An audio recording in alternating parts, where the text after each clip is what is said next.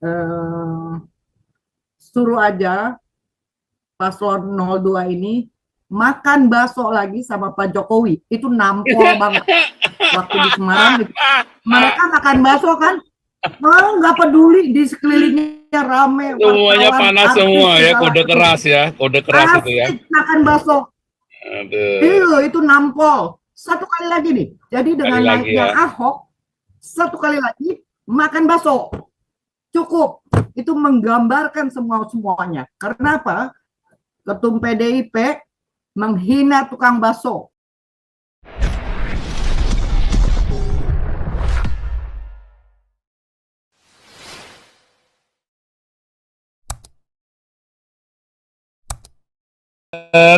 Sini dong. Mana nih Bu Ellen nih? Nah, silakan saya jadikan host ya. Boleh kejang-kejang lah di sini. Silakan. Shalom Pastor. Ya, Enggak, halo Bu Ellen. tadi saya pertama itu raise hand tuh mau kasih tahu, tapi hasilnya sama. Ini kan dari Denny JA gitu. Karena Ya, dia punya terupdate ya sampai survei 26 Januari. Itu nggak betul beda jauh data. ya, kira-kiranya sama ya. Sama-sama dengan saya sama ini gitu. Karena Hmm. sumbernya sama Denny JA gitu. Saya mau nyenggol Pak Teddy boleh dong senggol Boleh kambing ya. si kompor ini, kompor banteng nih. Jadi menurut saya gini Pastor ya, saya kan pernah waktu Ahok mau jadi gubernur naik gitu ya, saya ikut ngeramein ke rumah pemenangan di Menteng sana ya gitu. Tapi ya saya kecewa juga ya, dia cerai gitu ya, dan banyak yang kecewa juga gitu ya. Dengan naiknya Ahok sekarang ini, ikutnya tim kampanyenya Ganjar naiknya nggak berapa ya gitu. Menurut saya ya, kenapa? eh, Ya kasusnya itu dia cerai satu, kedua dia ada arogannya juga ya kalau saya lihat gitu ya gitu. Jadi nggak bakal ngedongkrak gitu. Jadi kalau ini tim Prabowo di sebelah sana ini ya, eh, suruh aja paslon 02 ini makan bakso lagi sama Pak Jokowi. Itu nampol banget. Waktu di Semarang gitu. Mereka makan bakso kan, nggak peduli di sekelilingnya rame Semuanya wartawan, panas artis semua ya, segala kode itu. keras ya, kode keras itu ya. Asik makan bakso. Aduh, Itu nampol. Satu kali lagi nih. Jadi kali dengan lagi naiknya ya. Ahok, satu kali lagi makan bakso. Cukup. Itu menggambarkan semuanya. Karena apa? Ketum PDIP menghina tukang bakso. Beberapa Iya, tukang itu. bakso sudah ditanyain, Bu kamu mau Ellen pilih mah siapa? hebat Bu Kamu Ellen. kamu mau pilih siapa? Dia pakai kaos paslon 02 ya. Ya, Jadi ketika ditanya, ngapain saya pilih Megawati? Ngapain saya pilih Banteng? Udah menghina Wong Cilik. Katanya partai Wong Cilik. Kok tukang bakso dihina-hina? Nah, itu dia. Terus kan Prabowo pinter nih, tim suksesnya. Wawancarain Polwan yang baru lulus, ditanya, kerjaan orang tua kamu apa? Jualan bakso. Beneran, betul. Bapak datang aja katanya gitu. Hebat ya katanya gitu. Dan itu dia punya, si cewek ini punya kakak cowok jadi insinyur mesin. Bangga ya tukang bakso bisa menghasilkan anak seorang insinyur dan polwan. Bangga tuh. Kok ini milenial? Oh, bakso-bakso saya pengen makan bakso nih. Pastor, ada lagi nih. Karateka wanita, masih muda, cewek, cantik, rambut panjang ya. Dia bilang begini, maaf Ibu Megawati, dan gitu. Saya sudah menyumbangkan beberapa medali emas dari karateka. Ibu mungkin nggak lihat berita ya, katanya gitu. Wah, Megawati hati-hati kalau jalan di luar, bisa di karate itu sama itu. Jadi Karena dia makan bakso meremehkan apa lagi, sumbangsi, dia tampol, bilang ya sumbangsi ngedongkrak. kalian generasi milenial apa gitu ya. Iya, iya. Demo aja demo katanya tuh. nggak tahu si ibu nih ya, gitu. Anak tukang bakso direkrut sama Raffi Ahmad karena mukanya mirip dengan Raffi Ahmad. Diangkat, dimasukin ke TV. Itu anak tukang bakso. Sejak dia masuk TV, jualannya bakso bapaknya ini di Bekasi, itu rame sekali, Pastor.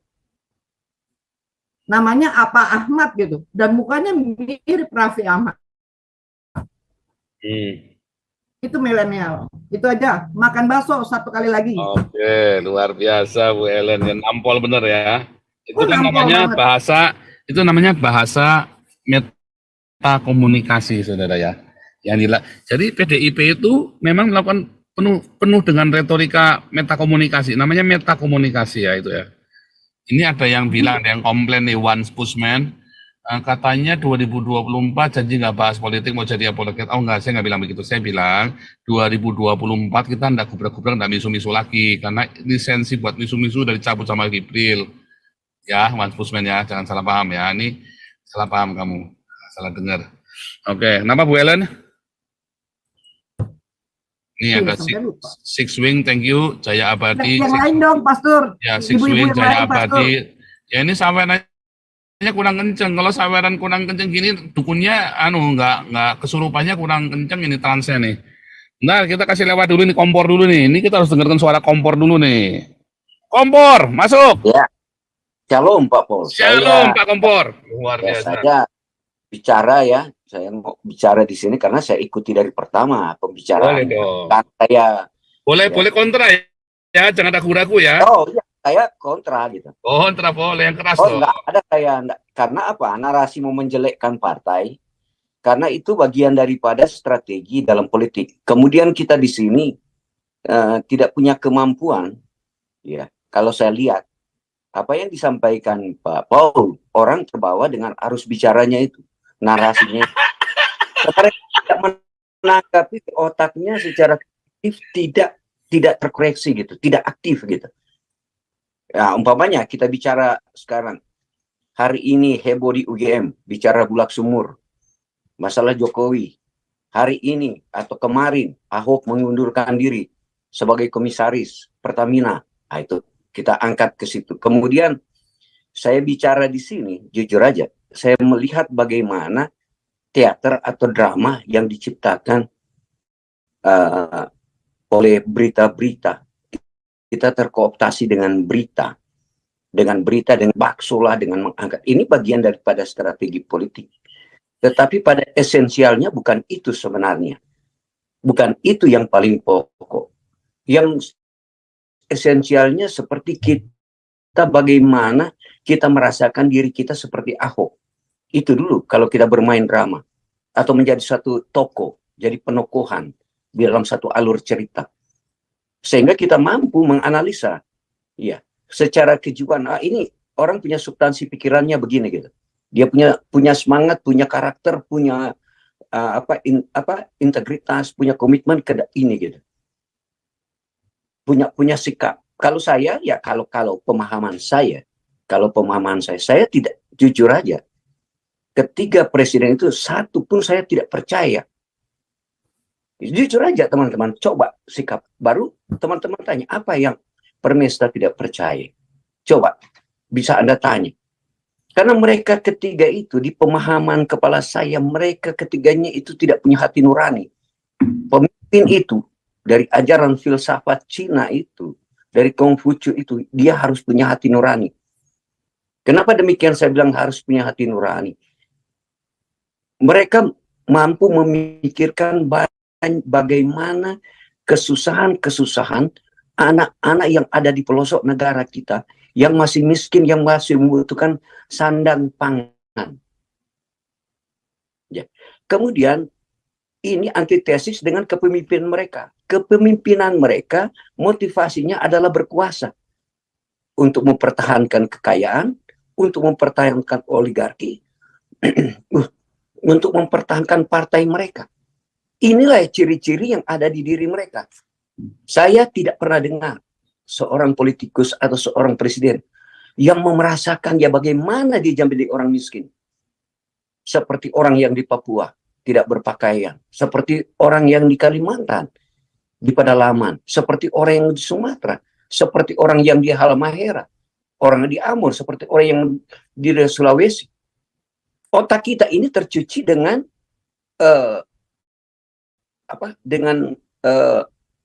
pola sistem orang-orang itu yang sudah duduk nyambung di negara kesatuan Republik Indonesia yang tinggal di Jakarta itu.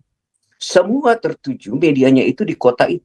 Yang bagi mereka hidupnya mapan. Itu yang pertama. Dan mereka tidak berpikir orang susah. Maka masuklah ke ranah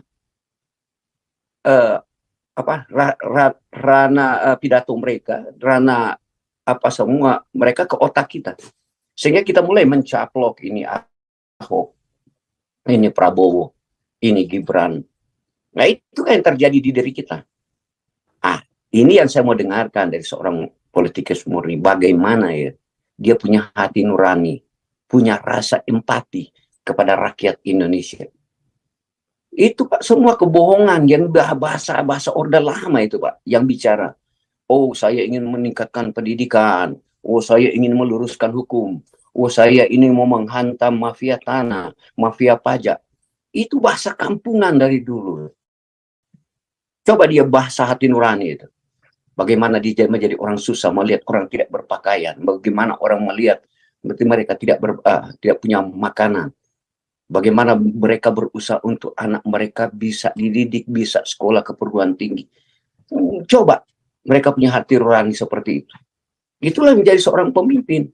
Nah, disinilah saya tidak pernah ketemukan di diskusi-diskusi teman-teman di sini. Hanya kerana ke atas terus.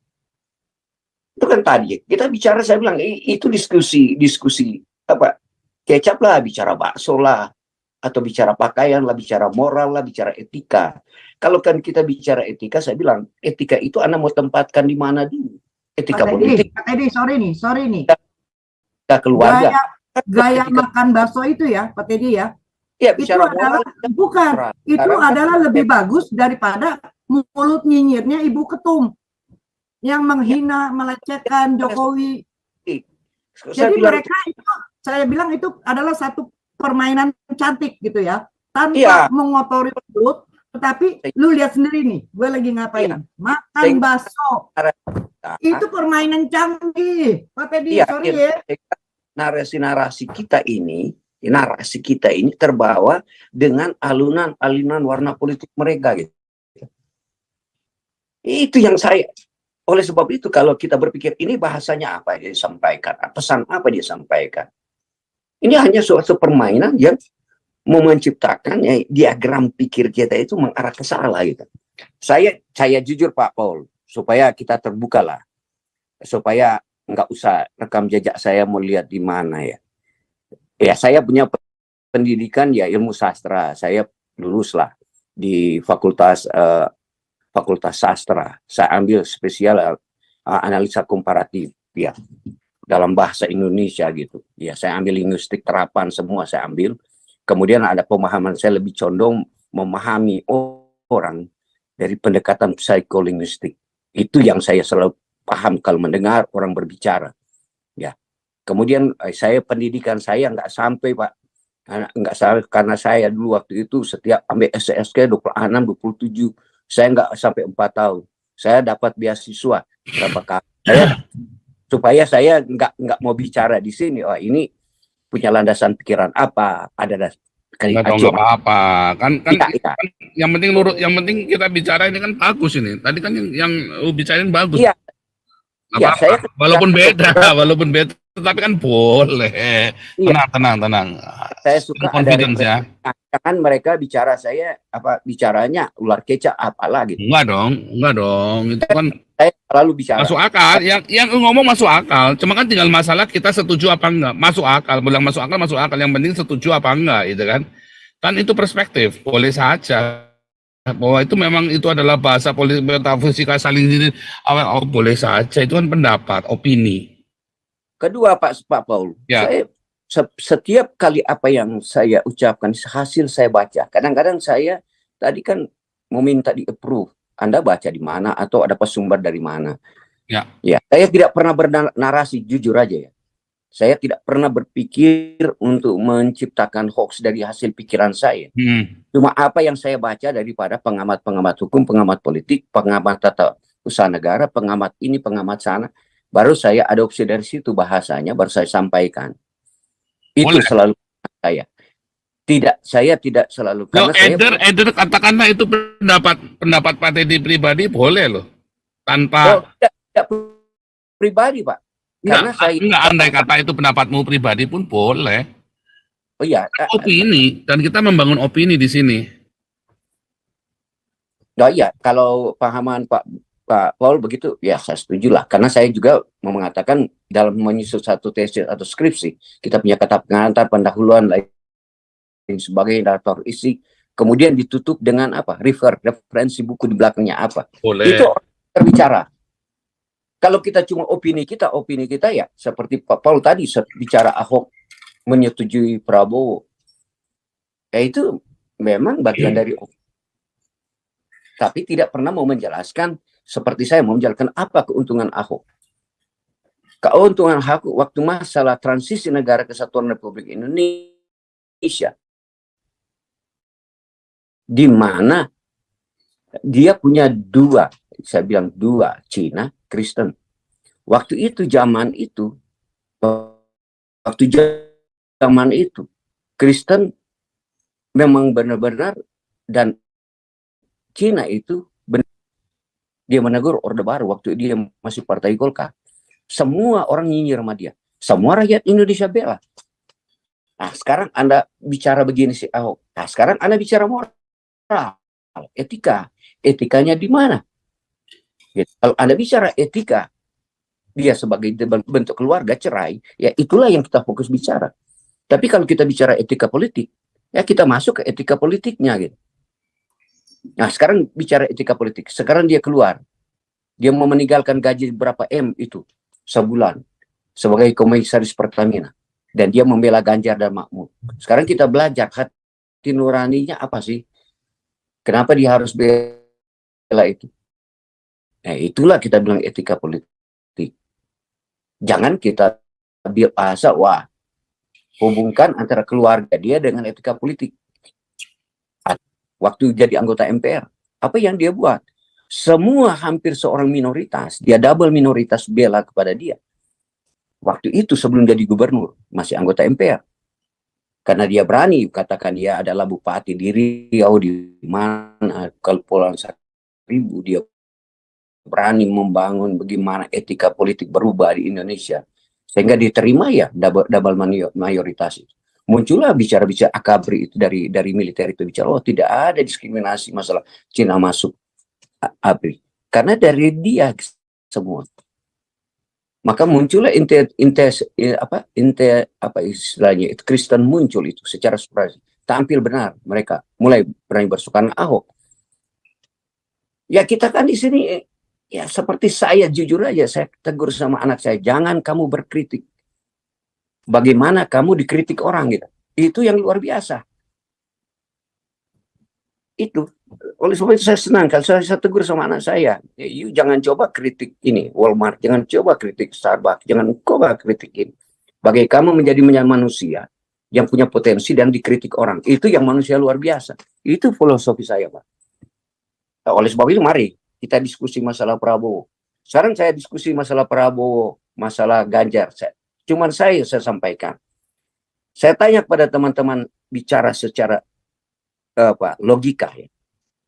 Yang duduk di anggota MPR RI itu, anggota MPR DPR RI anggotanya siapa lebih banyak?